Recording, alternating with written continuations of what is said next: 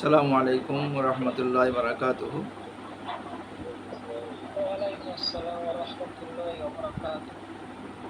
জি, যারা জয়েন হতে চান তাড়াতাড়ি হয়ে যান, টাইম হয়ে গেছে।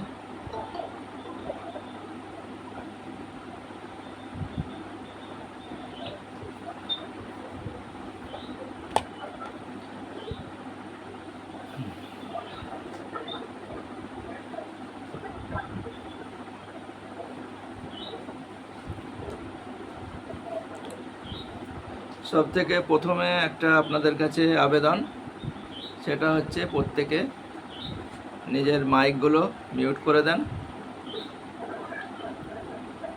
দ্বিতীয় আবেদন হচ্ছে যে নিজের সামনে কোরআনে কারিম রাখবেন।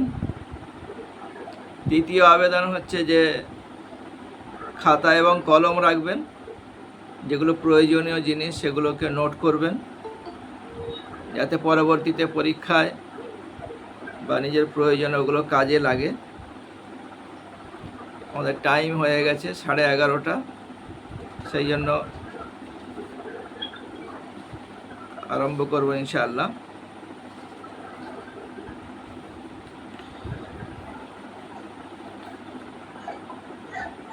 নাহমাদুহু ওয়া নুসাল্লি আলা রাসূলিহিল কারীম, আম্মা বা'দ।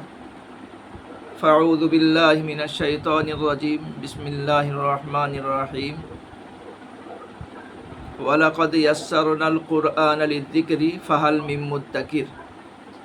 সাদাকাল্লাহুল আযীম। এই আওয়াজ ঠিক যাচ্ছে কি?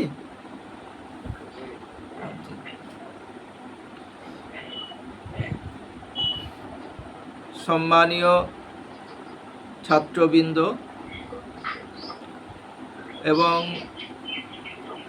বিভিন্ন পেশার সঙ্গে যুক্ত এবং তার সঙ্গে দেখছি বহু ওলামায়ে কেরাম এই গ্রুপে যুক্ত হয়েছেন, সেই জন্য প্রত্যেককে আন্তরিকভাবে মুবারকবাদ জানাই। দোয়া করি আল্লাহ তাবারক তাআলা আমাদের এই দ্বীনি সম্পর্ক অক্ষুণ্ণ রাখুক এবং এর দ্বারাই আমরা কিছু ইলমি এবং আমলি কাজ করতে পারি। সেই জন্য আমাদের প্রত্যেককে সবথেকে প্রথমে যেটা লক্ষ্য রাখতে হবে সেটা হচ্ছে আমরা এই যে আরবি গ্রামার কোর্স অনলাইন যেটা আজকে আরম্ভ করেছি, এর লক্ষ্য পবিত্র কোরআনে করিমকে শেখা, বোঝা, নিজের জীবনে আনা এবং তার প্রচার প্রসার। বাকি অন্য জিনিস যেগুলো আছে ওগুলো তো এমনিই হয়ে যাবে, কিন্তু মূল জিনিস যেটা সেটা হচ্ছে আমাদের লক্ষ্য কোরআনে করিমকে শেখা এবং বোঝা।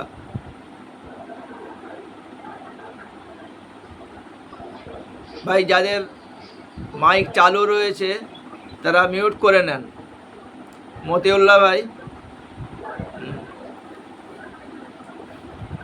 ফয়েজ ভাই এবং যারা এখন মিউট করেননি মিউট করে নেন, আওয়াজ হচ্ছে এতে।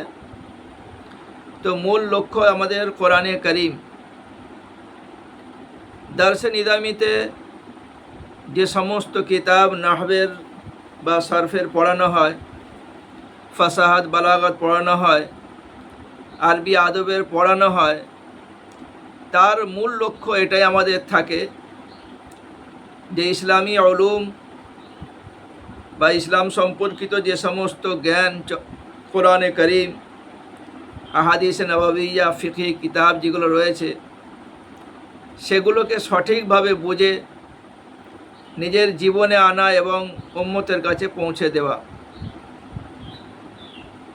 তো আল্লাহ তাবারক তাআলা পবিত্র কোরআনে করিমকে একেবারে সহজ করেছেন, আর এই কোরআনে করিমকে আল্লাহ তাবারক তাআলা আরবি ভাষায় অবতীর্ণ করেছেন। ওয়ালাকাদ ইয়াসসারনাল কুরআনা লিয-যিকরি, যে আমি কোরআনকে বোঝার জন্য, মুখস্থ করার জন্য একেবারে সহজ করে দিয়েছি। তাহলে বোঝা গেল যে কোরআনে করিম একেবারে সহজ জিনিস। সেই জন্যই আমরা দেখি বাচ্চা ছেলেরা তারা মুখস্থ করে নেয়, খুব একটা সমস্যা হয় না। আমাদের ছেলেরা যারা মাদ্রাসায় নাহাব শরফ পড়ে বা আমরাও যখন নাহাব শরফ পড়েছি, অনেক সময় আমাদের মনে হয় যে নাহাব শরফে কোনো রসকস নাই। এটা যেন আসল কোনো উদ্দেশ্য যে এই নাহাবের কায়দাগুলোকে মুখস্থ করা, শরফের গর্দানগুলোকে মুখস্থ করা, এটা যেন আলাদা কোনো কাজ। আর কোরআন বোঝা এটা আলাদা জিনিস। অথচ আমরা প্রত্যেকেই জানি যে এগুলোর মূল লক্ষ্য হচ্ছে কোরআনকে বোঝা। সেই জন্য দীর্ঘ কোনো ভূমিকা নেব না, এতটুকু বলবো যে বিস্তারিত আলোচনায় কোনো না গিয়ে নাহাব শরফকে সরাসরি কোরআনের সঙ্গে সম্পর্কিত করে খুব শর্টে কিছু বিষয় আমি আপনাদের সামনে উত্থাপন করব। আশা করি ভালো লাগবে এবং মনে হয় সেগুলো মনে করবেন যে এগুলো আমাদের প্রয়োজনীয়।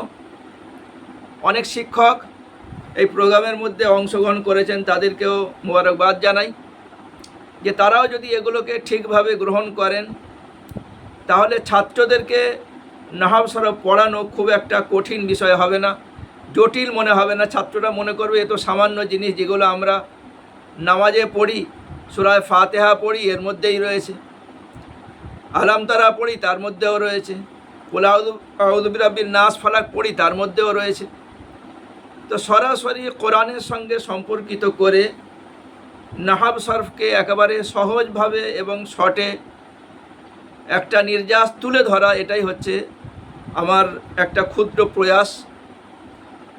দোয়া করবেন যাতে আল্লাহ তাবারক তাআলা এটাকে কবুল করেন এবং যেভাবে করলে এটা মানুষ উপকৃত হবে সেইভাবে আল্লাহ তাবারক তাআলা করার তৌফিক দান করুন।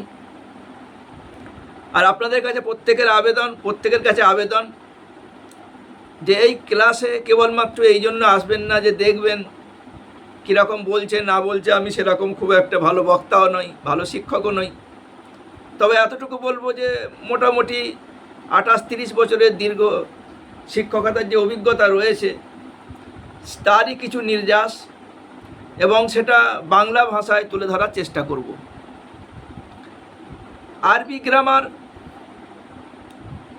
বলতে খুব সহজ জিনিস, যে যার মাধ্যমে, যে নিয়ম কানুনের মাধ্যমে আমরা নির্ভুলভাবে আরবি ভাষা বলতে, পড়তে এবং লিখতে পারবো নির্ভুলভাবে, সেটাই হচ্ছে আরবি গ্রামার।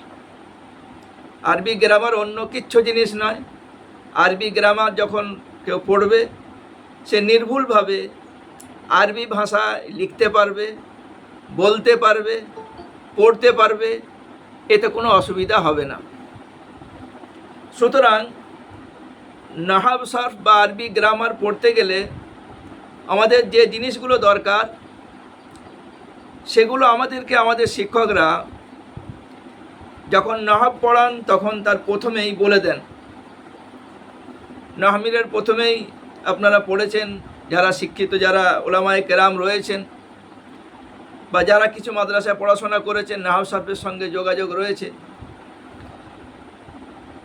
যে নাহাব শরফ পড়তে গেলে সব থেকে প্রথম যে জিনিসটা রয়েছে মুফরাদাতের লুগাত, যেটাকে আমরা ওয়ার্ড বুক বলি। বাংলার যেরকম ওয়ার্ড বুক আছে, ইংরাজির রয়েছে, আরবির ওয়ার্ড বুক রয়েছে। অর্থাৎ ওয়ার্ড একটা একটা শব্দের মানে আমাদেরকে জানতে হবে। একটা একটা শব্দের মানে যদি আমি না জানি তাহলে এটা কারো নাম, কোনো কাজ করতে বলা হচ্ছে না কোনো অন্য কিছু, এগুলো আমরা বুঝতে পারবো না। তাহলে একটা জিনিস আমাদের খেয়াল রাখতে হবে, আরবি গ্রামার পড়তে গেলে আমাদের ওয়ার্ডের ভান্ডার, শব্দের ভান্ডার আমাদের থাকতে হবে। কিন্তু এটাকে অনেকে মনে করে বিরাট বড় বোঝা, তো শব্দ মুখস্থ করতে হবে, এ মুখস্থ করা বিরাট কিছু বোঝা। কিন্তু আমি বলবো যে এটা খুব একটা বোঝা নয়, এটাকে খুব হালকাভাবে নিতে পারেন। তার জন্য আমরা পবিত্র কোরআনে কারীম যেহেতু সব থেকে সহজ, তার সহযোগিতা নিতে পারি এবং সেটাকে আরম্ভ করতে পারি সূরা ফাতিহার মাধ্যমে। আমরা যেহেতু সূরায়ে ফাতিহা পড়ি, নামাজেতে পড়ি, বিভিন্নভাবে পড়ি, সুতরাং যদি আমরা সূরা ফাতিহার যে শব্দগুলো রয়েছে প্রথমবারে ওই শব্দগুলোর মানে যদি আমরা মুখস্থ করে নিই, দেখা যাবে প্রায় 25টা শব্দ ভাণ্ডার আমাদের জমে গেছে। 25টা শব্দের মানে আমাদের মুখস্থ হয়ে যাবে যদি আমরা সূরায়ে ফাতিহার শব্দগুলোকে মুখস্থ করি। যেহেতু সূরায়ে ফাতিহার মধ্যে 25টা শব্দ রয়েছে, যেগুলো ডবল রয়েছে ওগুলোকে বাদ দিয়ে মোটামুটি 25টা শব্দ যদি আমরা মুখস্থ করি, তাহলে আমাদের 25টা শব্দ মুখস্থ হয়ে যাবে। বাইরে থেকে কোনো শব্দ এখন নেওয়ার কোনো প্রয়োজন নাই। এর জন্য একটা জিনিস আমি বলবো, যখনই ক্লাস হবে, পরবর্তীতে হবে, এখনও হবে, আমরা তার মধ্যে কোনো সূরা তিলাওয়াত করব, সূরার অংশ তিলাওয়াত করব এবং সেটাকেই সামনে রেখে আমরা নাহব, সরফ বা আরবি গ্রামার বোঝানোর চেষ্টা করব ইনশাআল্লাহ। এর দ্বারাই হবে কি, মনে হবে যে সরফ বা নাহব খুব একটা জটিল কিছু নয়, আমরা যেগুলো কোরআনের মধ্যে পড়ি সেগুলোই সাধারণত পড়ানো হয়, শব্দ আলাদা করে কোনো মুখস্থ করার খুব একটা প্রয়োজন নাই। আমরা সেই জন্য সূরায়ে ফাতিহা থেকে আরম্ভ করি।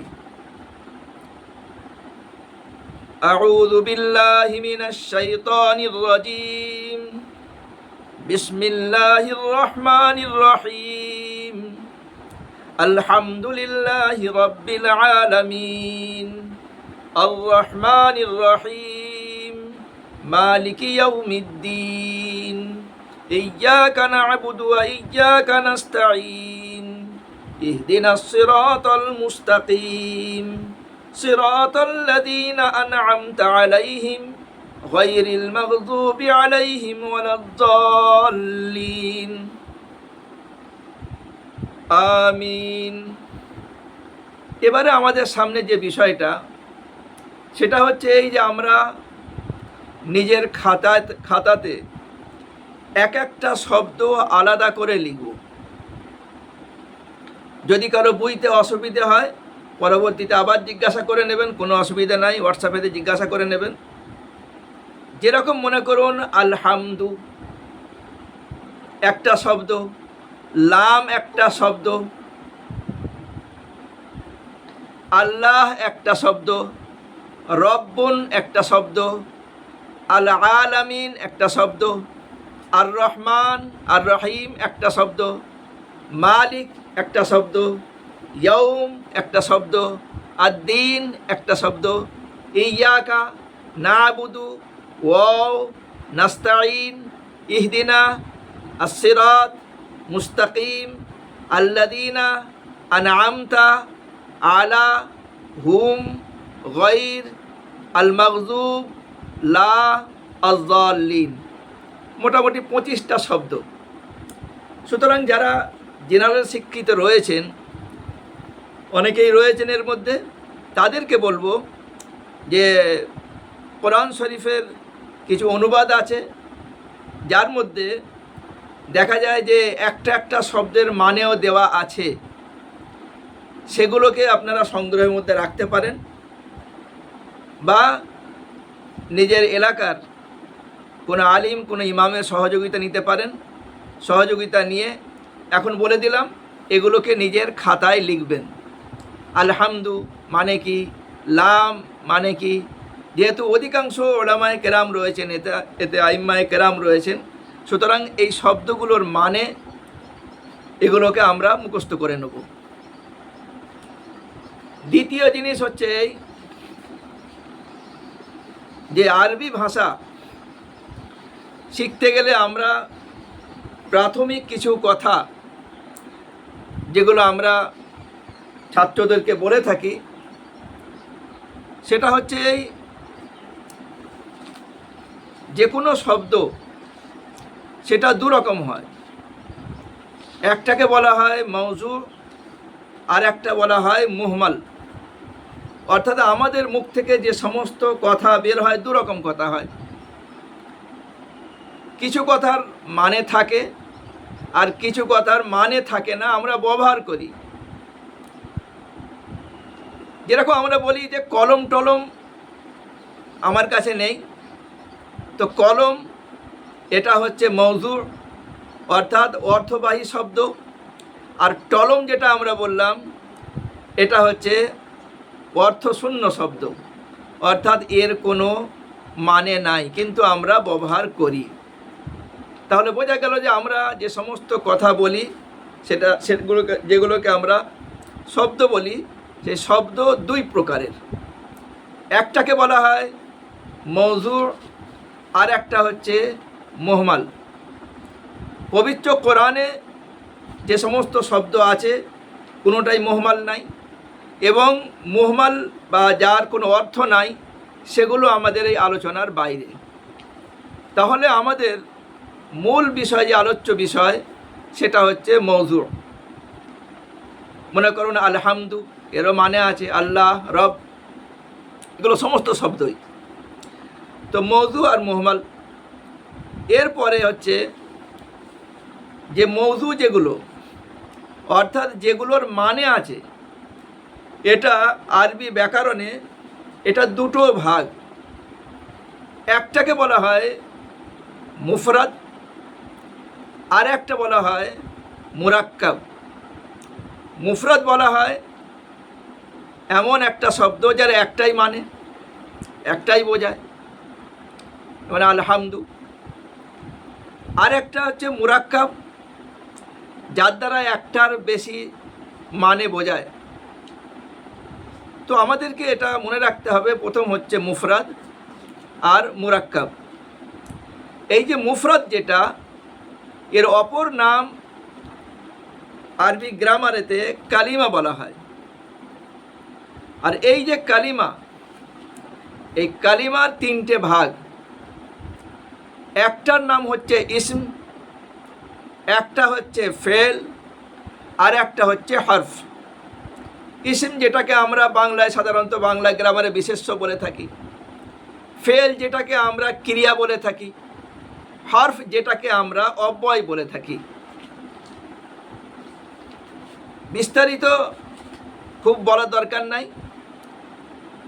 এবারে আমরা যে জিনিসটা আসবো সেটা হচ্ছে এই যে সূরা ফাতিহা আমরা পড়লাম, আমাদেরকে খুঁজে দেখতে হবে যে সূরা ফাতিহার মধ্যে এই যে 25টা শব্দ রয়েছে, এর মধ্যে কোনটা ইসিম, কোনটা ফেল, আর কোনটা হরফ, এগুলো আমাদেরকে বাছাই করতে হবে। মনে করুন আলহামদু, এটা একটা ইসিম। কেন ইসিম? এটা পরে আসবে। এটা যে এর প্রথমে আলিফ লাম রয়েছে, আর আলিফ লাম হচ্ছে ইসিম হওয়ার একটা চিহ্ন। তো আলহামদু এটা একটা ইসিম, আল্লাহ এটা একটা ইসিম, রব এটাও একটা ইসিম, আল আলামিন একটা ইসিম। এইভাবে সূরা ফাতিহায় 17টা ইসিম আছে। কতগুলো? সূরা ফাতিহায় 17টা ইসিম আছে। এবারে ফেল আমরা দেখি, সূরা ফাতিহায় ফেল কোথায় আছে, যার দ্বারা কোনো কাজ বোঝায়। ফেল আছে না'বুদু, নাস্তাইন, ইহদিনা, আনআমতা, 4টে ফেল আছে, 4টে ইসিম 17টা, ফেল 4টে, বাকি কটা থাকছে 4টে হরফ। তাহলে সূরা ফাতিহায় 17টা ইসিম, সূরা ফাতিহায় 17টা ইসিম, 4টে ফেল আর 4টে হরফ আছে। তাহলে আমাদেরকে এগুলোকে চিহ্নিত করতে হবে। যারা ওলামায়ে কেরাম রয়েছেন তারা তো জানেন, কিন্তু বিশেষভাবে যারা জেনারেল শিক্ষিত যারা রয়েছেন কিংবা হাফিজ রয়েছেন, তারা এগুলোকে নিজের খাতায় নোট করবেন। একটু বলে দিচ্ছি তবু যে কোনগুলো ইসিম রয়েছে। সব থেকে প্রথমে নোট করুন ইসিম আলহামদু, তারপরে আল্লাহু, রব্বুন, আল আলামিন, আর রহমান, আর রহিম, মালিকুন, ইয়াউমুন, আদ-দীন, ইয়্যাকা, আস-সিরাতু, আল মুস্তাকিমু, আদ-দীনু, হুম, গায়রি, আল মাগযুবি, আয-যাল্লিন। এই 17টা হচ্ছে ইসিম। আমরা নিজের খাতা এগুলো নোট করে নিই। ফেল কি কি আছে আর একবার দেখে নিই। 1 নম্বর হচ্ছে নাবুদু, 2 নম্বর হচ্ছে নাস্তাইন, 3 নম্বর হচ্ছে ইহদিনা, 4 নম্বর হচ্ছে আনআমতা। বাকি লাম আছে আলহামদুলিল্লাহি, ওই যে লাম রয়েছে এটা লাম হারফে জার, তো এটা একটা হারফ। অনুরূপভাবে ওয়াও একটা রয়েছে, এটা হারফ। অনুরূপভাবে আলা আছে, এটা হারফ। আর লা এটাও একটা হারফে নাফি। এই 4টে হচ্ছে হারফ। তাহলে এগুলোকে আমাদেরকে খেয়াল রাখতে হবে যে সূরা ফাতিহায় যে 25টা শব্দ আছে তার মধ্যে থেকে ইসিম 17টা, ফেল 4টে, হারফ 4টে। এরপরে সামান্য একটা বিষয়ে আসছি, সেটা হচ্ছে আরবি যে গ্রামার, সাধারণত এর 2টো পার্ট। একটা হচ্ছে যেটাকে আমরা ইলমে নাহব বলি, আর একটা যেটাকে ইলমে সরফ বলি। ইলমে নাহব এটা এমন একটা ব্যাকরণ যেটা না জানলে আমরা কোনো শব্দের শেষেতে কি এরাব হবে, জের হবে কি জবর হবে, পেশ হবে কি হবে না হবে, এগুলো আমরা জানতে পারি না। তাহলে শুদ্ধ এরাব পড়ার জন্য আরও সহজভাবে যদি আমরা বলা যাবে যে ন্যাড়া আরবি বিনা এরাবে পড়ার জন্য প্রয়োজন হচ্ছে ইলমে নাহব। ইলমে নাহব যদি কেউ পড়ে নেয়, এই ব্যাকরণ যদি পড়ে নেয় ইলমে নাহবের, তাহলে কোনো জায়গায় যদি যে জবর পেশ নাও থাকে তবুও সে অনায়াসে এরাব নিজে লাগিয়ে পড়তে পারবে। যেরকম ওলামায়ে কেরাম পড়েন, যেরকম মনে করুন আলহামদু, এই আলহামদু কেন হলো, দি কেন হলো না, দা কেন হলো না? যখন আমরা ইলমে নাহব পড়ব তো বুঝতে পারবো যে আলহামদু হবে, কারণ এটা প্রথমে আছে। আর কোনো ইসিম প্রথমে থাকলে সেটা মুবতাদা হয়, আর মুবতাদার এরাব হচ্ছে রফা বা পেশ এখানে হয়েছে। আলহামদু মুবতাদা হওয়ার কারণ হয়েছে। এটা একটা উদাহরণ দিলাম। বাকি এইভাবে আমরা বিভিন্ন শব্দ, যে কোনো শব্দ তার কি এরাব হবে তার শেষেতে, সেই শব্দের শেষে, এটা আমরা জানতে পারবো ইলমে নাহবের মাধ্যমে। কিন্তু আরেকটা জিনিস যেটা এই আরবি গ্রামারের পার্ট, সেটা হচ্ছে ইলমে সরফ, অর্থাৎ শব্দ গঠন। ইলমে নাহব প্রয়োজন হয় বাক্যের জন্য, বাক্য গঠনের জন্য, আর ইলমে সরফ দরকার হয় শব্দ গঠনের জন্য। কোনো শব্দ কিভাবে তৈরি হবে, ফেলুন আছে তার থেকে ফাইলুন কি করে হবে, ফালা আছে তা থেকে ইয়াফালু কিভাবে হবে, মাফউলুন কিভাবে হবে। তো এইভাবে একটা শব্দ থেকে একটা শব্দ তৈরি করা, অন্য শব্দ তৈরি করা, রূপান্তর করা, এই যে পদ্ধতি, এই পদ্ধতি জানতে গেলে আমাদেরকে ইলমে সরফ পড়তে হয়। তাহলে ইলমে সরফের মাধ্যমে আমরা শব্দ গঠন এবং শব্দের রূপান্তর করার পদ্ধতি জানতে পারি। এবারে মনে রাখতে হবে যে এই যে ইসিম, এই ইসিমটা 3 প্রকার। একটাকে আমরা বলি জামিদ, একটাকে আমরা বলি মাসদার, আর একটা বলা হয় মুশতাক। জামিদ বলা হয় যে কোনো শব্দ থেকে বের হয় না, ওর থেকেও কোনো শব্দ বের হয় না। যেরকম ইয়াউমুন, ইয়াউমুদ্দিন সূরা ফাতিহায় রয়েছে।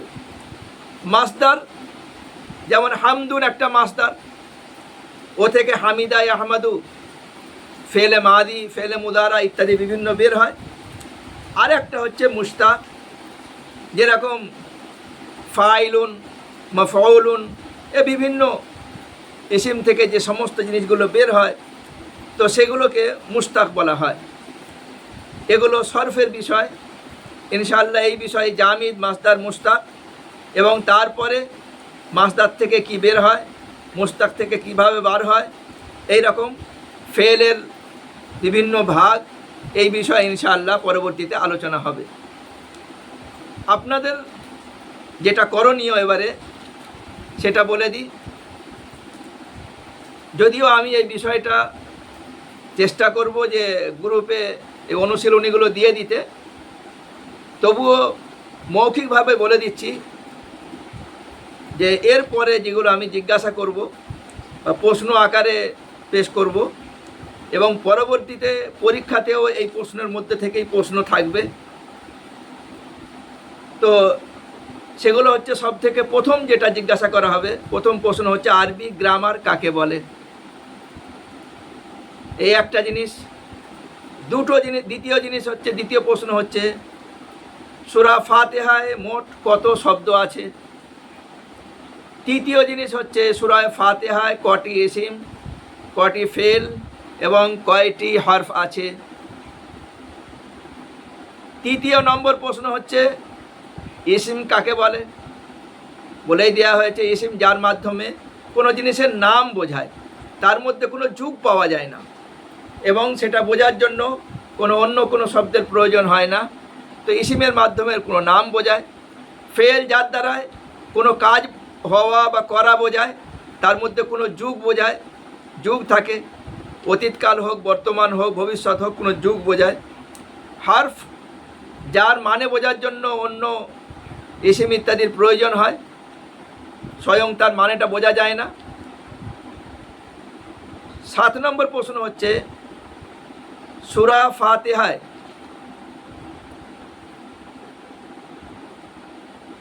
এই আর একটা বিষয় বলে দিই যে এই যে সূরা ফাতিহা আমরা পড়লাম, এর বিষয়ে একটু আগেই বলেছি যে যে কালিমা, এর 3টে ভাগ।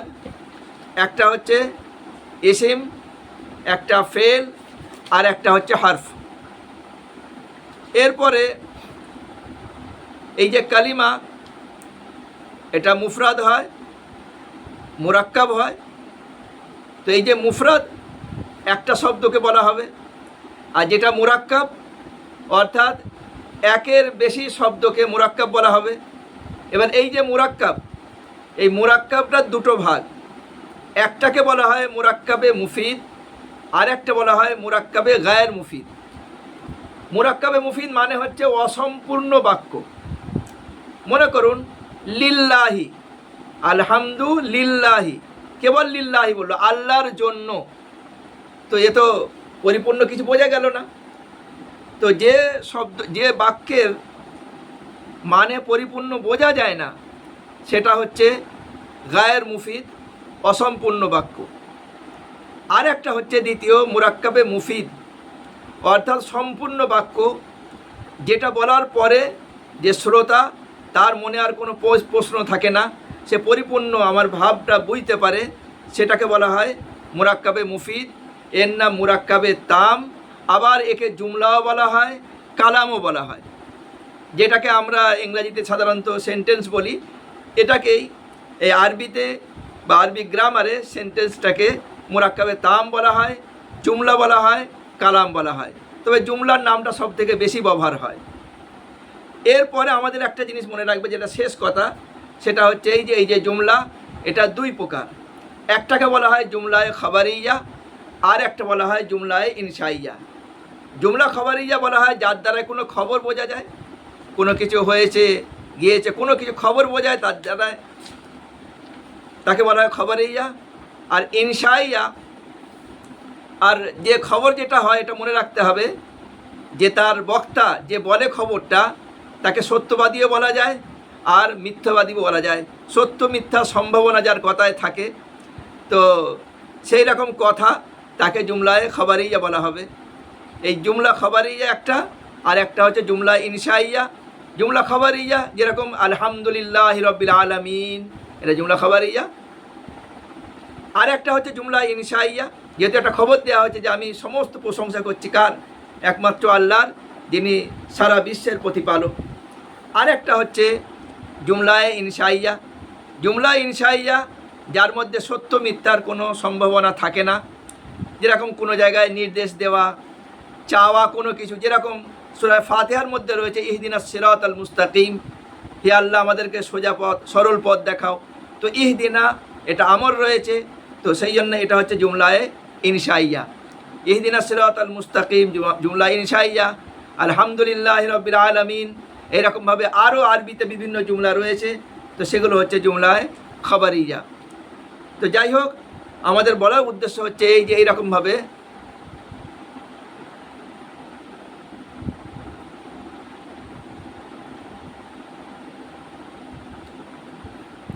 এইভাবে ইনশাআল্লাহ শর্টে আমরা কিছু বিষয়গুলোকে নোট করব। তো যে প্রশ্নগুলো করা হবে তার মধ্যে এটাও থাকবে, আমরা লিখে নিয়ে আসব, নোট করব যে সূরা ফাতিহায় কটা জুমলা ইসমিয়া আছে, জুমলা ফেলিয়া কটা আছে, যেহেতু জুমলারই অংশ এটা, আর জুমলা ইনশাইয়া কটা আছে। ফেলিয়া মানে যার প্রথমে ফেল থাকবে, আর একটা জুমলায় ইসমিয়া যার প্রথমে ইসিম থাকে। তো সূরা ফাতিহার মধ্যে কটা ইসমিয়া আছে, কটা ফেলিয়া আছে এবং কটা ইনশাইয়া আছে, এগুলোকে আমরা একটু চিহ্নিত করব। আর একটা হচ্ছে মুরাক্কাবে মুফিদ কাকে বলে, মুরাক্কাবে গায়ের মুফিদ কাকে বলে। আর একটা প্রশ্ন হচ্ছে জামিদ কাকে বলে, মাস্তার কাকে বলে, মুস্তাক কাকে বলে। এবার আমাদের একটা কাজ হচ্ছে, যারা বিশেষভাবে উলামায়ে কেরাম নন, জেনারেল শিক্ষিত রয়েছেন, তাদেরকে বলবো যে তারা যখন ক্লাস করছেন এর সঙ্গে সঙ্গে নিজেদের কোরআনগুলোকে শুদ্ধ করার জন্য চেষ্টা করবেন।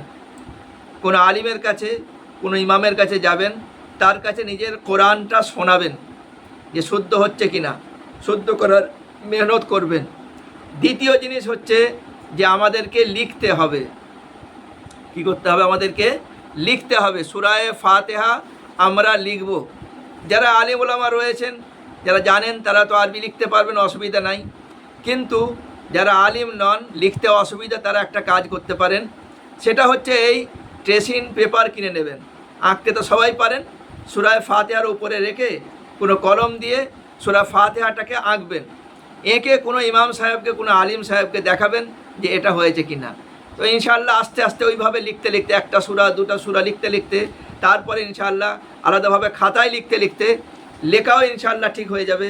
যেটা ভাষা শেখার জন্য জরুরি, লেখা দরকার, পড়া দরকার, তার সঙ্গে আমাদেরকে বলা বলি করতে হবে, এক অপরকে জিজ্ঞাসা করতে হবে। আমাদের আশেপাশে যে সমস্ত উলামায়ে কেরাম রয়েছেন, তার মধ্যে যাকে পছন্দ তার থেকে আমরা একটু সহযোগিতা নেব।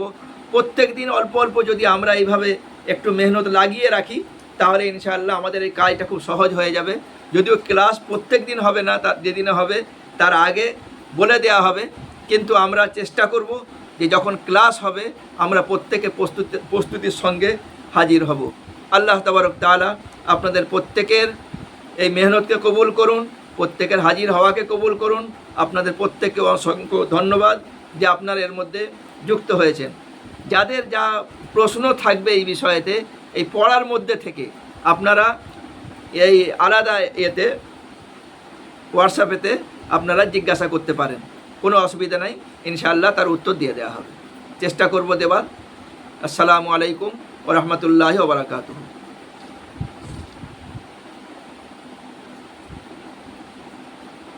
ওয়ালাইকুম আসসালাম।